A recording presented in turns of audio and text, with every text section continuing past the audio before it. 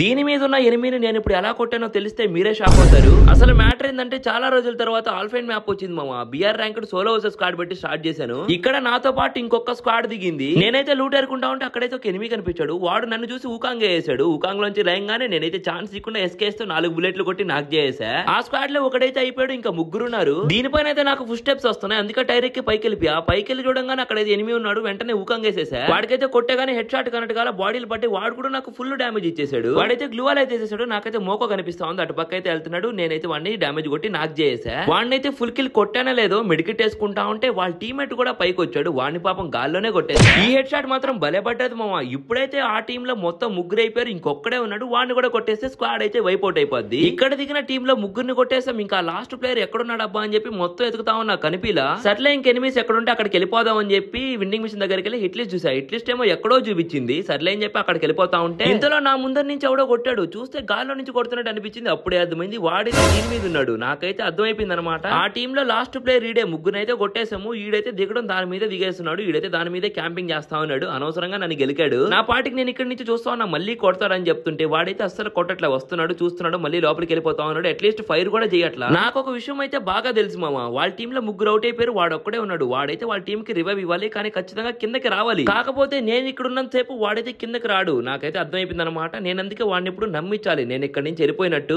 అందుకే ఇక్కడ నుంచి వెళ్ళిపోతున్నట్టు కటింగ్ ఇచ్చి బయటికి రాగానే గోడ వెనకాల కూర్చొని దాంకో ఉన్నా. వాడు ఎప్పుడు కిందకు వస్తాడా అని చెప్పి చూస్తా ఉన్నా. దాదాపు ఒక 3 నిమిషాల వరకు వాడైతే కిందకి రాలేదనమాట. నేను అయినా సరే ఇక్కడే కదలకుండా కూర్చొని చూస్తానే ఉన్నా. నేను అనుకున్నట్టే వాడైతే ఇప్పుడు క్యారెక్టర్ కిందకేసాడు. ఇక నేనైతే ఏమాత్రం లేట్ చేయకుండా వెళ్ళిపోదాం అనుకుంటే మనకి రైట్ సైడ్ లో ఒకటి కార్ వేసుకొని విండింగ్ మిషన్ దగ్గరికి అప్పుడే వచ్చాడు అనమాట. సర్లే మనం అయితే ఇంకా ఆగకూడదని చెప్పి ఫస్ట్ అయితే ఊకాంగ్ వేసుకొని ఇన్ని కొట్టేద్దాం అని చెప్పి ఇక్కడ నుంచి బయలుదేరా. వాడైతే సోలో డేర్ కొనేసాడు మామ. ఇప్పుడు వాడు సాటర్నో క్యారెక్టర్ యూజ్ చేస్తున్నాడు. వాడైతే పైకి వెళ్ళిపోయే ఛాన్స్ ఉందన్నమాట. అందుకే మనం ఒకటేసారి కొట్టియాలి. నేనైతే ఊకాంగ్ లోనే ఉన్నాను. వాడైతే నాకు కనిపించాడు. నేను ఏకైతే హెడ్ షాట్ అయితే కొట్టేసా. టీమ్ వాళ్ళ ప్లాన్ చూడండి మామ. టీమ్ లో ముగ్గురు అయితే కిందకి దిగి రష్ ఆడారు. వాళ్ళ ముగ్గురిని కొట్టేశాక ఈడు ఇంకా క్యాంపర్ పైన దిగేశాడు. రివైవ్ ఇవ్వడానికి కిందకి దిగి సోలో డేర్ కొన్నాడు. కానీ వాడిని కూడా కొట్టేశా. ఇలాంటి టెక్నిక్ లన్నీ ఆపోజిట్ మనలాంటి ప్లేయర్స్ వచ్చినప్పుడు జరగవు కదా. సో ఈ వీడియో కనుక మీకు నచ్చినట్లయితే ప్లీజ్ మామ ఇప్పుడే ఈ షార్ట్ కి లైక్ చేసి మన ఛానల్ ని సబ్స్క్రైబ్ చేసుకోండి.